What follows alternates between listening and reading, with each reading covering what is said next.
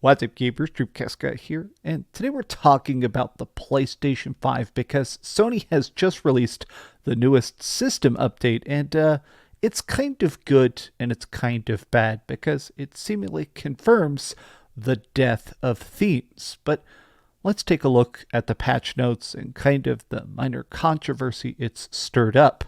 Hi, hope you're having a great day, and if you could please give this video a like and subscribe if you haven't already.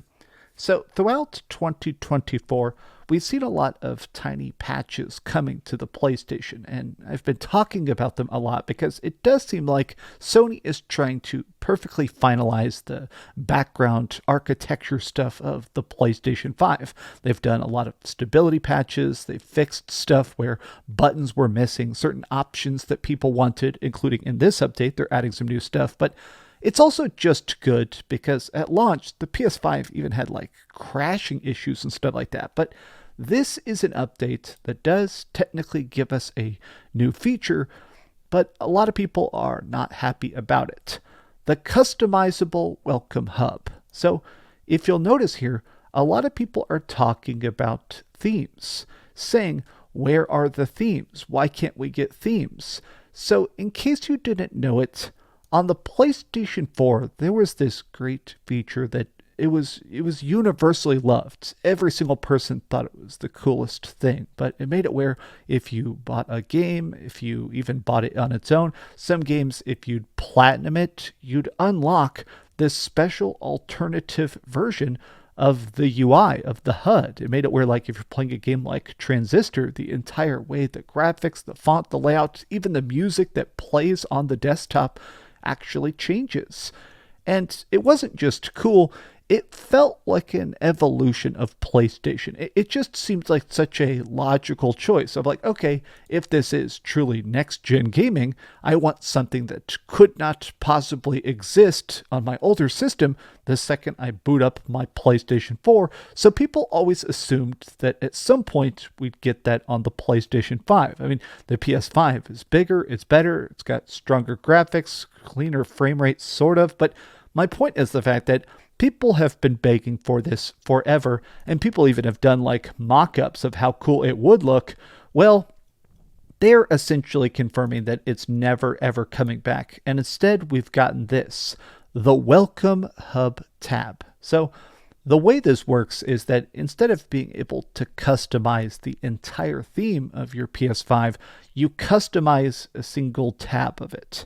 So when you pick this like screenshot they have here, this person was able to pick the background. They're able to choose the layout of all these buttons, like trophies, their friends list. You could see like a store update, or you could tell this picture is fake because nobody in the world actually owns a PlayStation VR 2, but let's pretend it did. You can see it shows the current battery of all your installed and active devices. Now, I'm not saying the Welcome Hub is bad. A lot of people that actually work at PlayStation seem to be very happy about it. This guy is like an Insomniac employee, and he said, Welcome Hub is on the way for more people. It's a really nice addition, as well as some additional features. And a lot of people are just basically saying, this isn't enough. Like, it's just such a weird thing because it's separate from your standard desktop. You know, this isn't technically a theme. It's not technically really that big and different because you have to navigate to it. I think this sucks just because honestly, it feels weird that I'm able to make a custom tab. I still can't even actually customize my bar that much.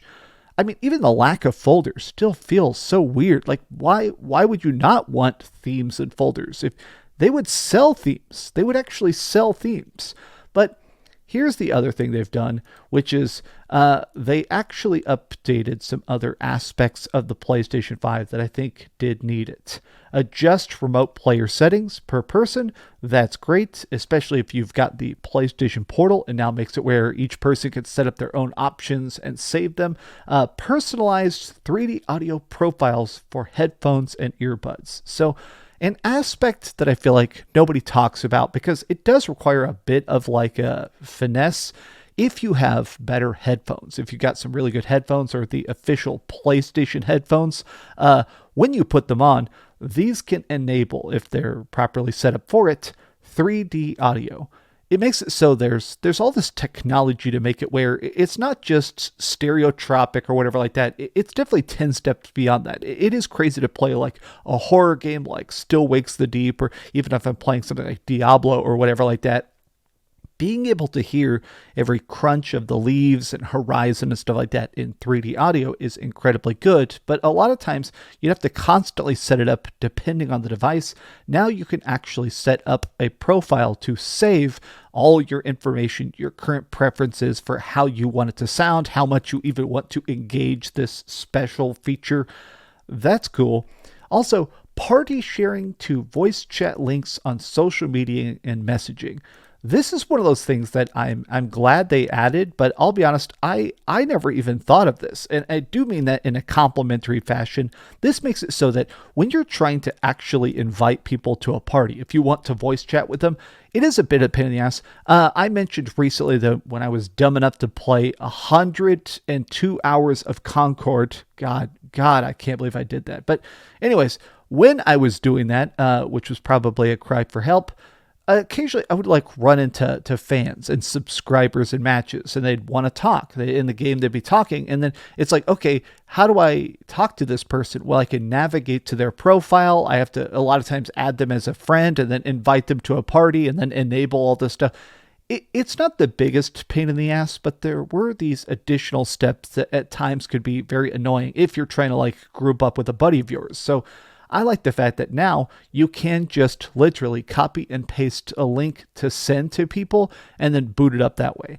It's not a like groundbreaking change, but it is one of those things that is a smart decision. And whatever person actually got that to work, that is cool. Overall, I don't think this is like the worst update, but just knowing that honestly, even the idea of themes being dead is just gone. I mean, that does suck. This community hub thing, it's not a good enough replacement. This just feels like some corporate person trying to give us the most basic, like random gimme of like, oh, we're not going to give you what you want, but we'll give you this thing that's kind of similar to it. But what do you guys think about the PlayStation 5 at this point, and are you excited for custom themes? Tell me your thoughts in the comments down below, and if you could, please give this video a like and subscribe if you haven't already, and please keep dreaming. Oh yeah, there's a bunch of layoffs at Microsoft. I may have to actually do another video today. All right. Oh man. Themes. Bring back the themes. Jesus. Thanks so much for watching that video. If you want to see something else, you can always click this link to see what I put up last, or, subscribe and see what's coming up next. Also, I promise that whatever I do, it'll try not to suck.